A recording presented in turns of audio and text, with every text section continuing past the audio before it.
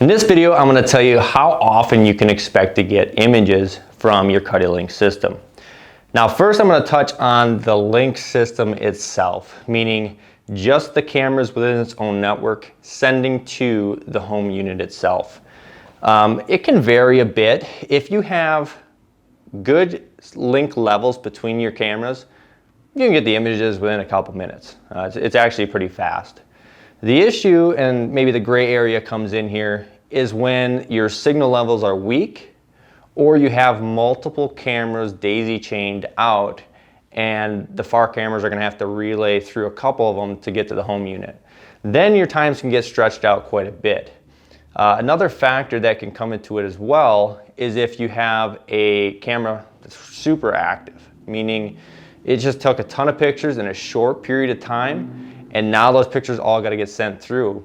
And that can kind of plug up the system and back things up and cause them to not get sent as quickly, right? They just kind of drip in over time. It just takes time to send the images through.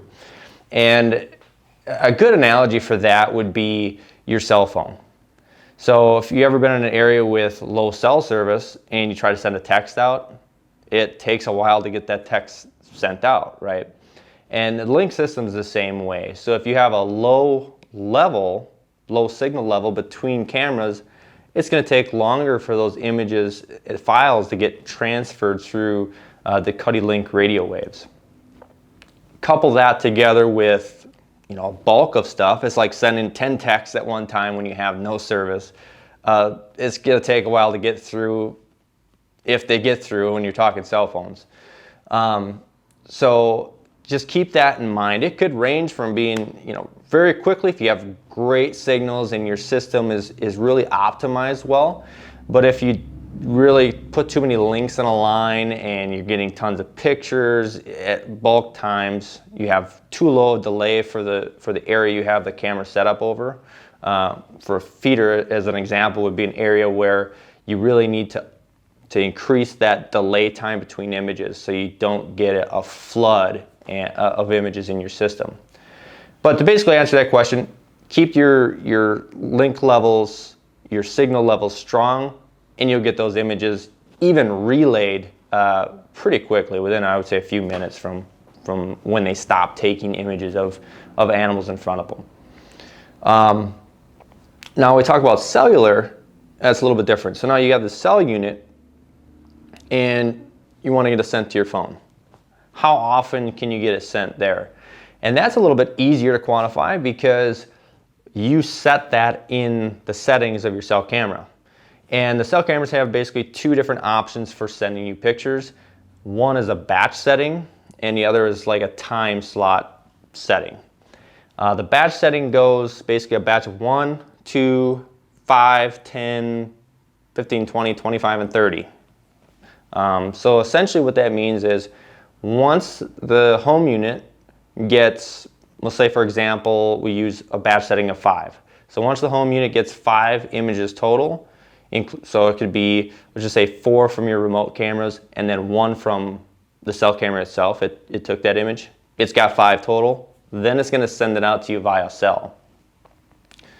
Now, I did mention batch 1 and 2 in there, and that's an option. I don't recommend using batch size 1 and 2 if you're running really a large system at all, because that cell camera really has a lot of work to do. It's taking pictures, it's receiving pictures, and it's sending pictures. And it can't do all 3 of those things at one time. So if you have it sending cellular every time 1 or 2 pictures comes in, it's not going to be receiving pictures and it's not going to be taking pictures while it's doing that. And so obviously if it's not taking pictures, it's not catching anything in front of it while it's sending you the pictures via cell. And if it's sending pictures via cell, it's also not going to be able to accept a lot of the images coming in from your remote cameras. So that's going to back up your system further. So the only time I'd use a 1 and 2 batch setting on a Cuddeback cell home camera is usually during initial setup, just to make sure that the system's working, just to make sure camera images are coming through. And once I have the system set up, before I leave, I go and I change that back to a different setting other than batch 1 or 2, because I don't want that to back up my system. The other sending option is the timely one. And that one basically starts out 1 hour, and it goes from 1 hour, 2 hour, 3 hour, I think it's 4, 6, 8, and 12. It's something like that. And essentially what that is, for example, if I set it to 1 hour, that means it's going to send the images it has every hour. So if I had, say it's 4 o'clock, and I had 3 images come in between 4 and 5, it's going to send me those 3 images at 5 o'clock. If I didn't have any images, it's not going to send me any. Now, if I also had, say, the next hour, say from 5 to 6 o'clock, I had 15 images come in.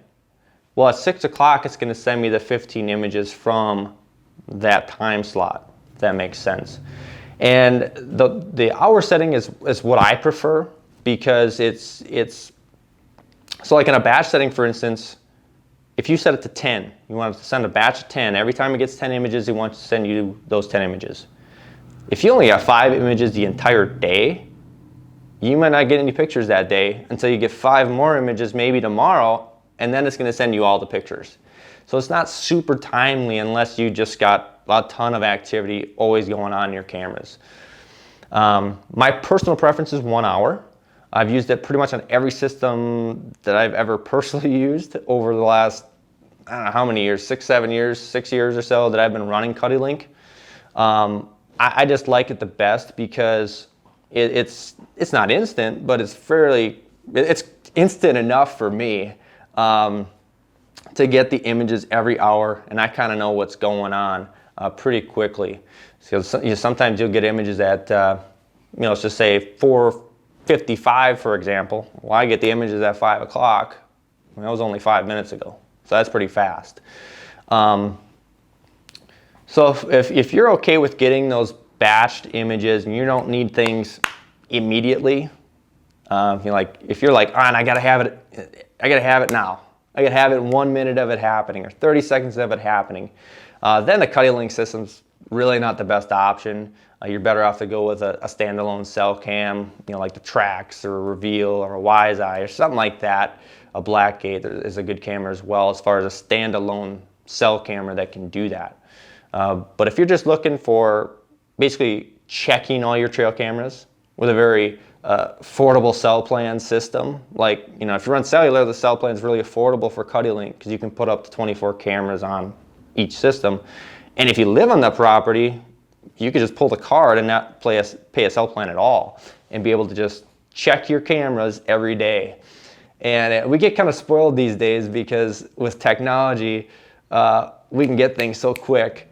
But man, when I started out with Cuddelink, using it myself, I thought it was the coolest thing to be able to go out and check one camera location and get all the pictures from all my cameras without having to go into the property and disturb anything. So for its purpose, and that's what its purpose is basically, the Cuddelink is a great option. So if you've got any questions about Cuddelink products, Cuddeback cameras, accessories, be sure to let us know.